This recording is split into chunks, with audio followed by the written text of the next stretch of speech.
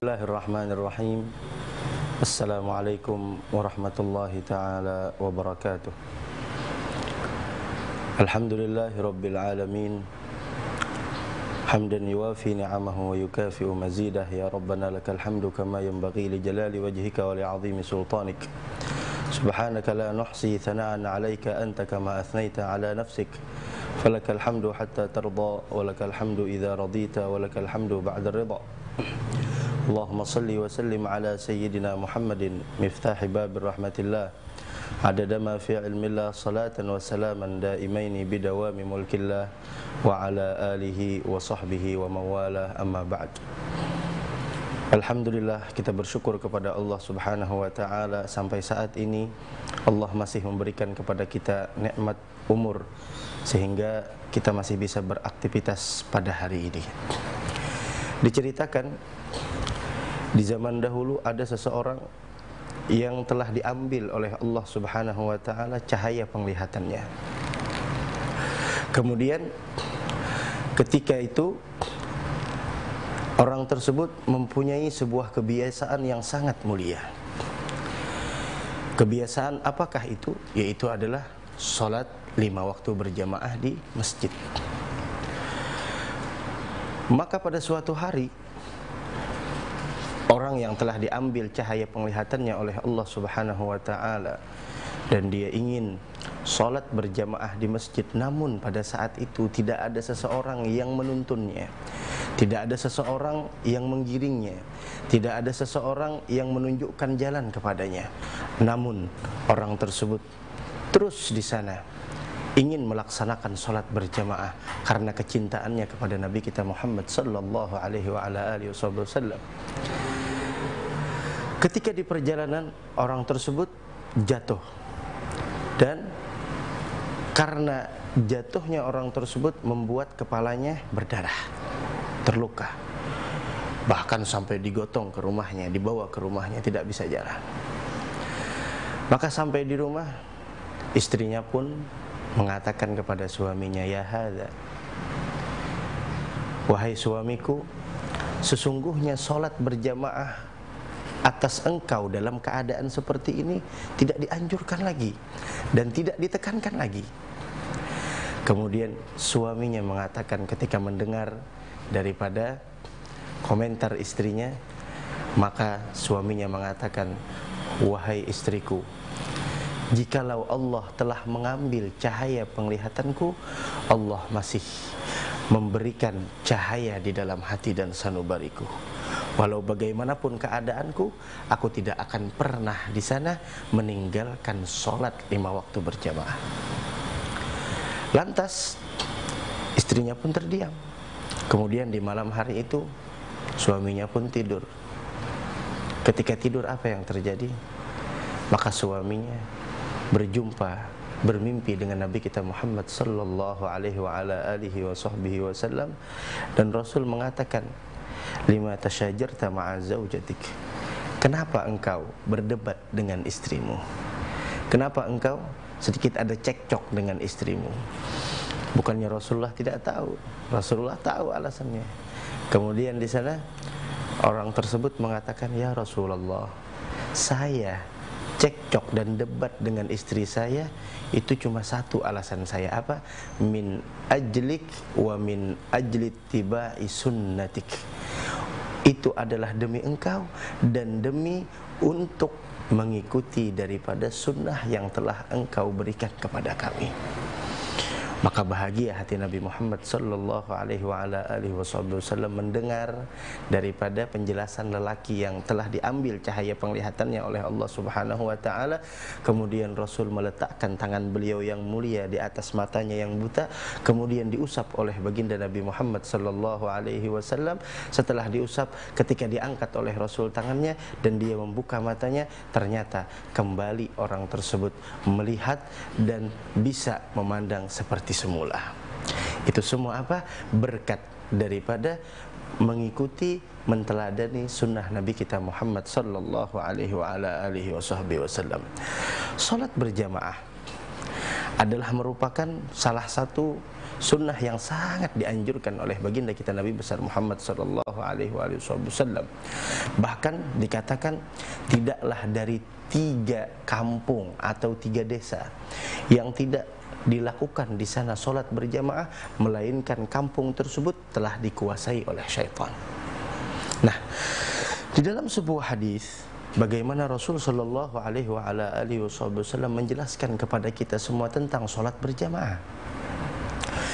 Di dalam sebuah hadis, Rasul sallallahu alaihi wasallam beliau bersabda, sebagaimana riwayat Sayyidina Abu Hurairah radhiyallahu taala anhu ardah, beliau mengatakan, galali ya Abu Hurairah, wahai Abu Hurairah, shallis salata ma'al jamaah, salatlah engkau berjamaah, walau kunta jalisan, meskipun engkau dalam keadaan duduk.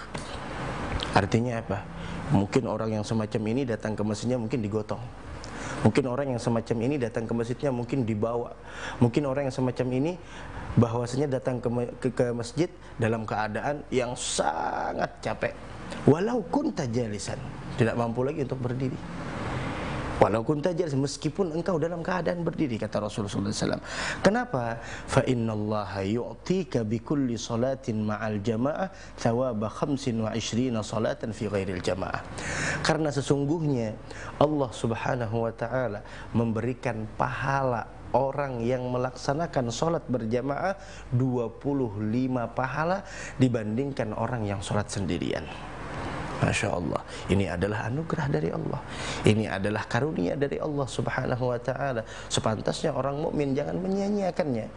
Jikalau kita tidak bisa ke masjid, atau kita terlambat untuk datang ke masjid, musola ataupun langgar, setidaknya kita dengan keluarga kita di rumah, setidaknya kita dengan anak dan istri kita di rumah. Karena ketika kita sholat berjamaah dengan anak dan istri kita, maka pada saat itulah kita mengajarkan kepada mereka tentang agama, dan untuk memberikan di sana yaitu adalah kesempatan bagi mereka agar mereka mendapatkan pahala sholat berjamaah.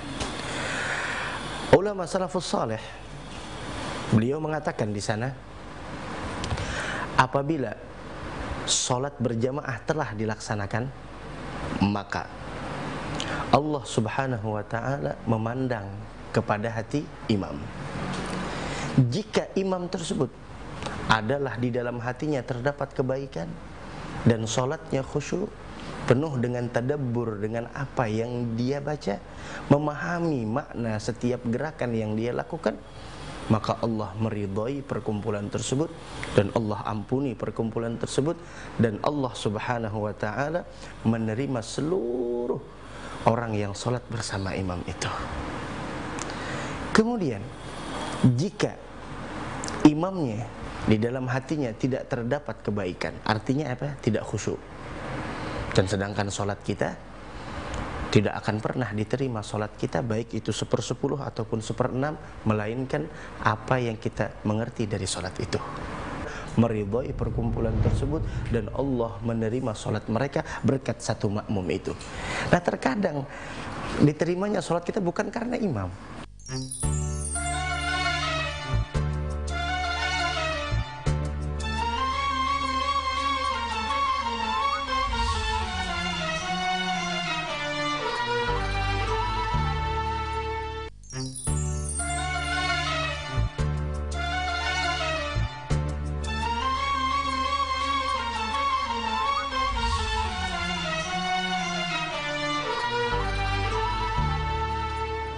Tidak akan pernah diterima sholat kita ketika kita sholat sendirian, melainkan illa ma'agala minha, melainkan apa yang kita pahami dan apa yang kita mengerti dan sejauh apa kekhusyuan kita di dalam sholat.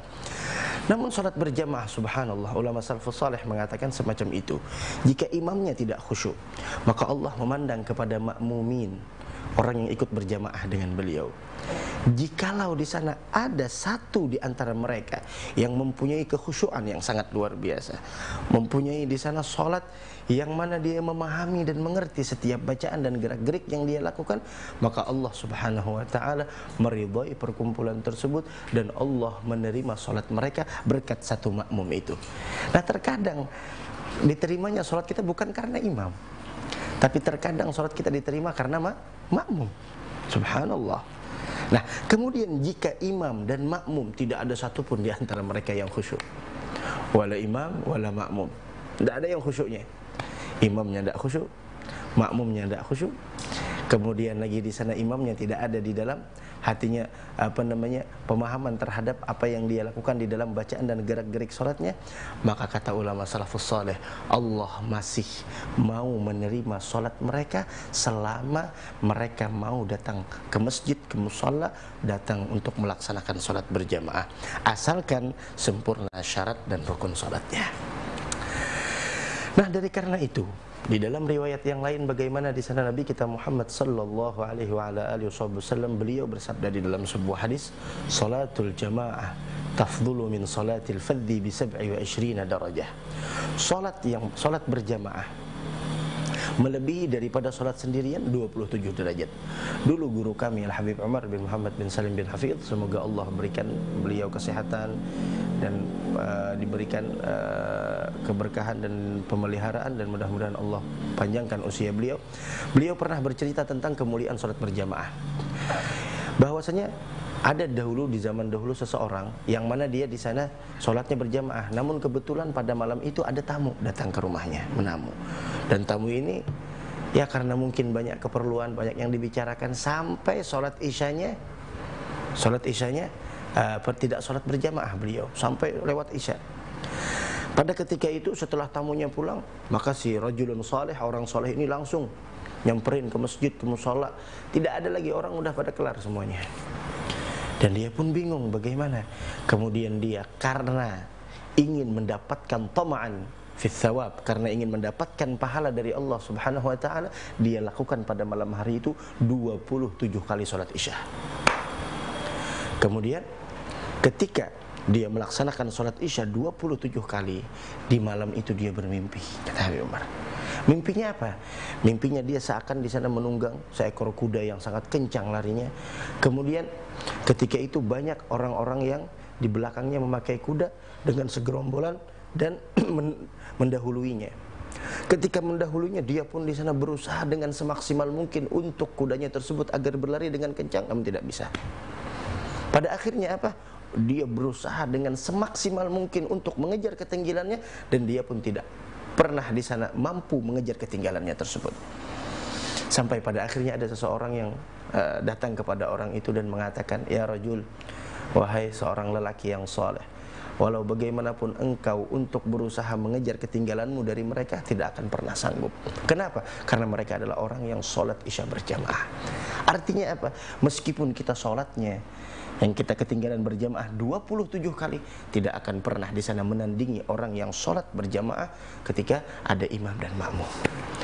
Nah, disinilah yang kita lihat di sana, penduduk-penduduk Tarim Hadramaut, anak-anak mudanya yang di pinggir jalan, yang mereka kadang-kadang nongkrong di jalan, tidak ada satupun di antara mereka jika datang waktu sholat atau mereka telah ketinggalan sholat berjamaah dengan orang banyak di masjid, tidak ada di antara mereka yang sholat sendirian.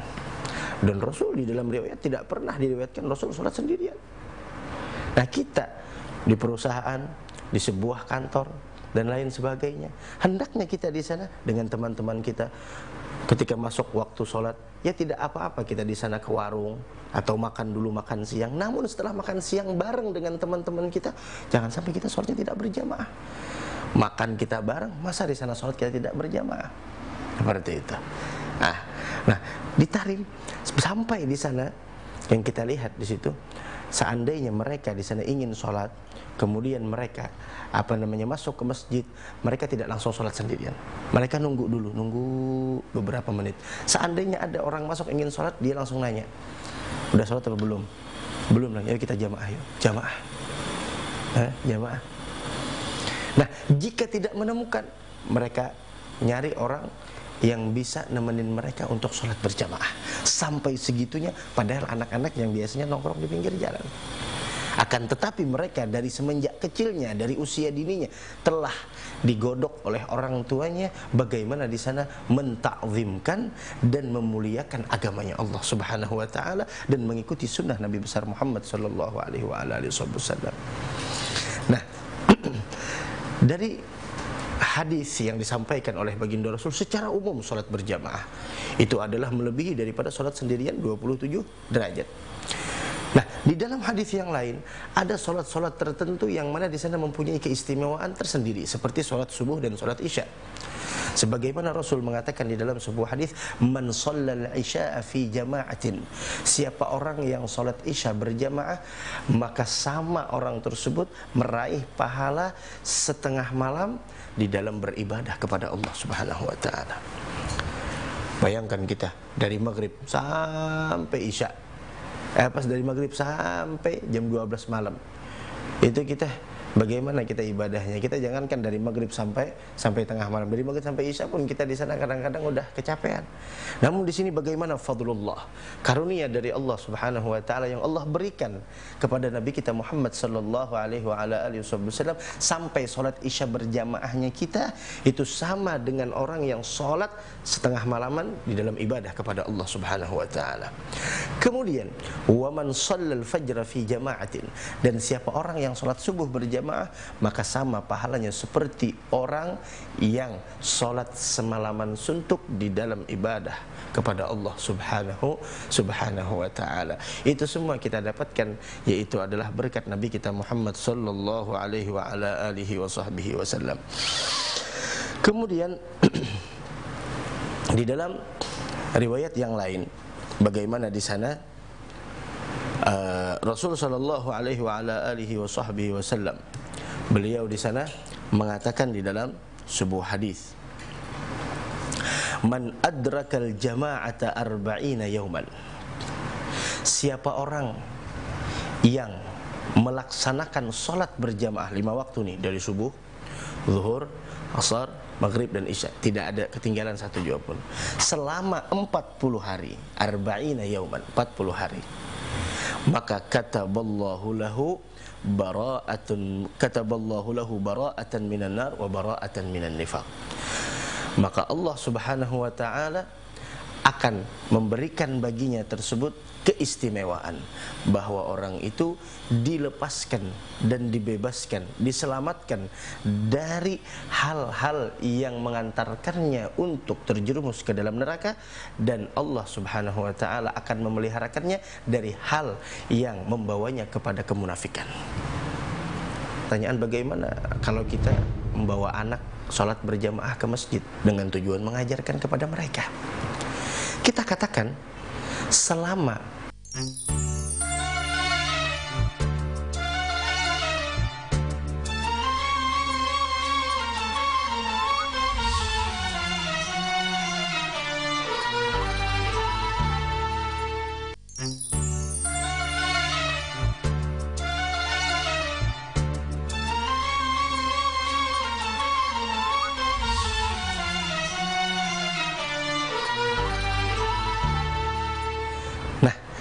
dari hadis ini bagaimana di sana Rasul sallallahu alaihi wasallam memberikan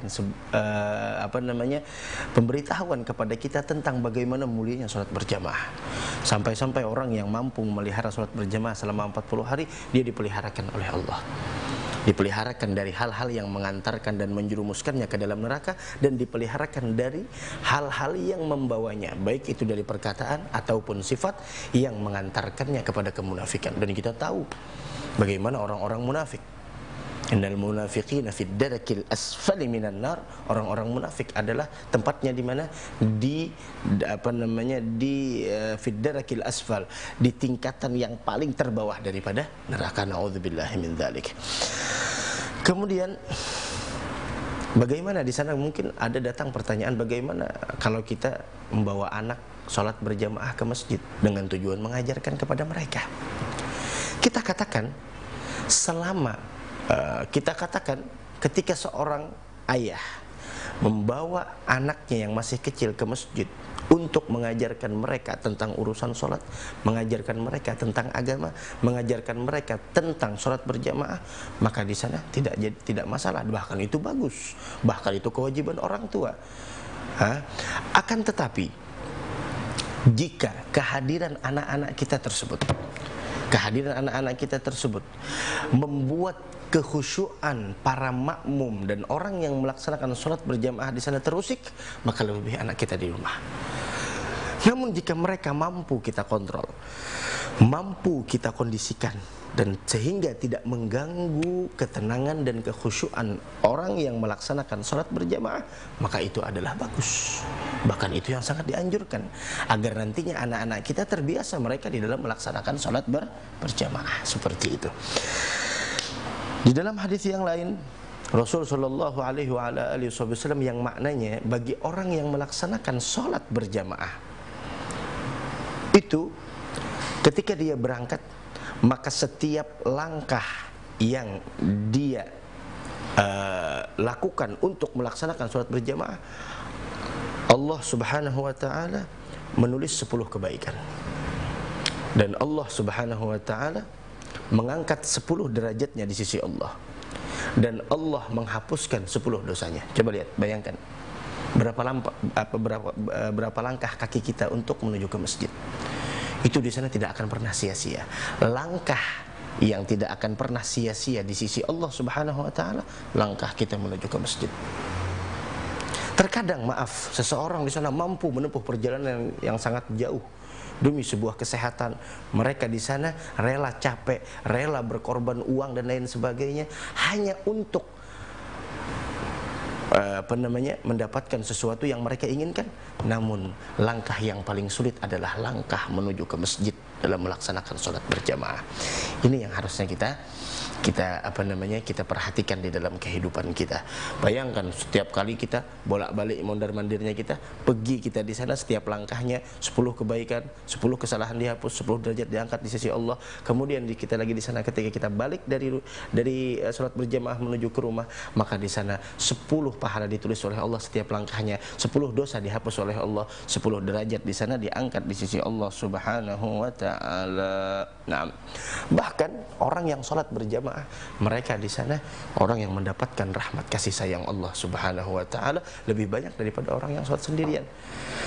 Dari karena itu, mari kita budayakan sholat berjamaah, ajarkan kepada anak-anak kita agar mereka di sana terbiasa dari usia dini di dalam sholat berjamaah, sehingga nanti ketika mereka dewasa mereka telah mengerti bagaimana di sana, yaitu untuk mengagungkan sunnahnya Nabi Muhammad Sallallahu Alaihi Wasallam di dalam melaksanakan sholat berlima waktu berjamaah. Jikalau kita tidak bisa di masjid, ketinggalan di musalla, ketinggalan di langgar, setidaknya dengan keluarga kita di rumah, dengan anak dan istri kita di rumah untuk melaksanakan sholat berjamaah tersebut.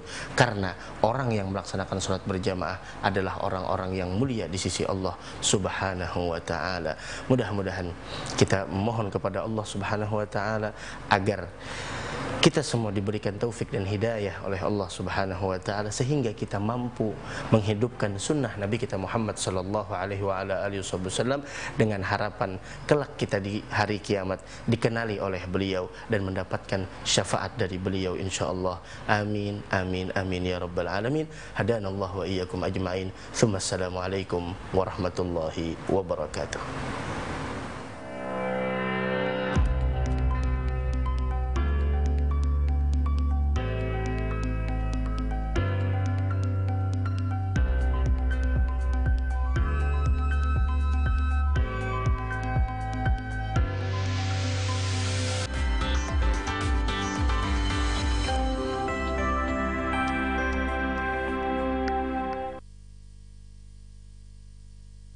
Aduh, sebel deh.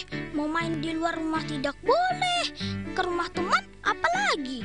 Bosan Aku main di halaman rumah Udin, Oh, gawat, Mama memanggilku. sudah Mama bilang jangan keluar rumah. Maafkan Udin, Ma. Tapi Udin bosan di rumah terus. Sekarang kamu mandi dan cepat ganti pakaian. Di masa pandemi COVID-19 ini, kita harus meningkatkan disiplin, rajin cuci tangan. Jika memang harus keluar rumah, jangan lupa gunakan masker. Terus, jaga jarak. Kamu paham kan? Iya, Ma. Udin mengerti. Corona. Cepat pergi ya.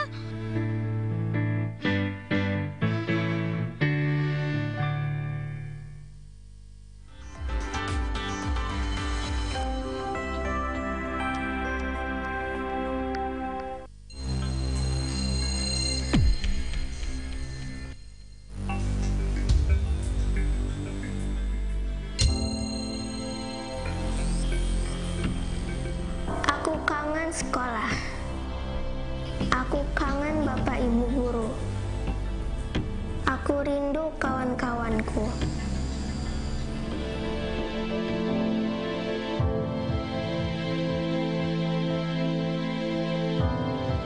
Jaga kesehatan ya teman-teman, biar kita bisa cepat bersekolah lagi.